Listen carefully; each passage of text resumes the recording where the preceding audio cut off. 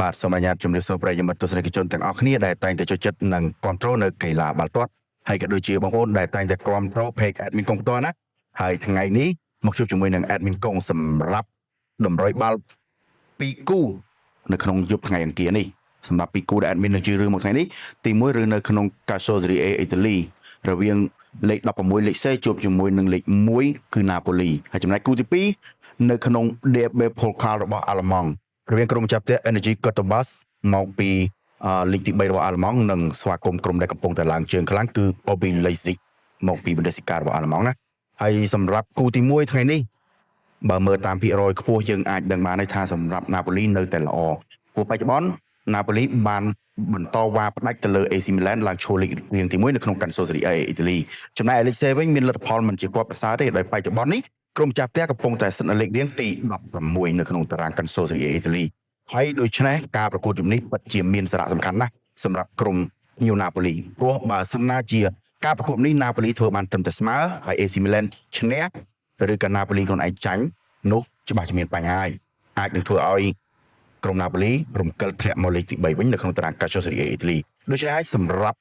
គូនេះទោះបីបើគិតមើលទៅវិនិយោគរៀងខ្ពស់បន្តិចតែ admin ជឿជាក់ថាដោយគុណភាពកីឡាករមានទាំង Kevin De Bruyne មានទាំង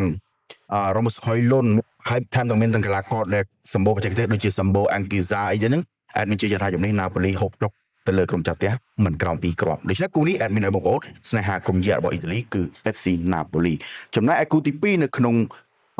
បាល់ DFB Pokal របស់អាល្លឺម៉ង់រវាងក្រុមមកពីលីកទី3 Energy Cottbus និងបើកចាត់ផ្ទះស្វាគមន៍ក្រុមភ្ញៀវ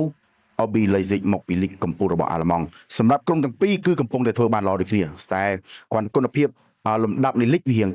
ខុសគ្នាឆ្ងាយដោយសារម្ចាស់ផ្ទះពេលនេះគឺឈរលីករៀងទី1ក៏ពិតមែនតែស្ថិតនៅលីករៀងលីកលំដាប់ទី3របស់អាល្លឺម៉ង់ប៉ុន្តែចំពោះ RB Leipzig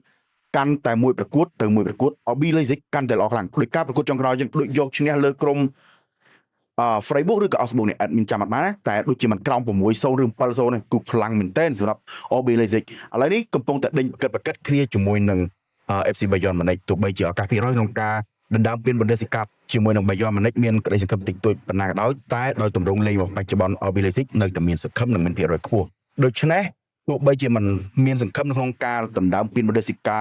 អាល្លឺម៉ង់ជាមួយនឹង Bayern Munichក៏នៅមានពាន DFB Pokal គឺជាពានដែលចំណាស់ជាងគេលំដាប់ទី2នៅអឺរ៉ុបណាអញ្ចឹងហើយក៏ជាពានដែលសំខាន់ដែលក្រុមធំមកពីលីកកំពូលអាល្លឺម៉ង់តែងតែចង់បានដូច្នេះសម្រាប់គូនេះក្រុមភ្ញៀវវិនិយោគឲ្យដូចចិត្តដាច់ពីគ្រាប់អញ្ចឹង admin ជឿជាក់ថាយប់នេះ RB Leipzig ប្រកាសជាលុតម្ចាស់ផ្ទះមិនក្រោម3-0ទេតាមទំនងលេខបច្ចុប្បន្នរបស់ RB Leipzig គូនេះ recommend ឲ្យបងប្អូនជានិងគ្រប់គ្រងទៅលើក្រុមភ្ញៀវ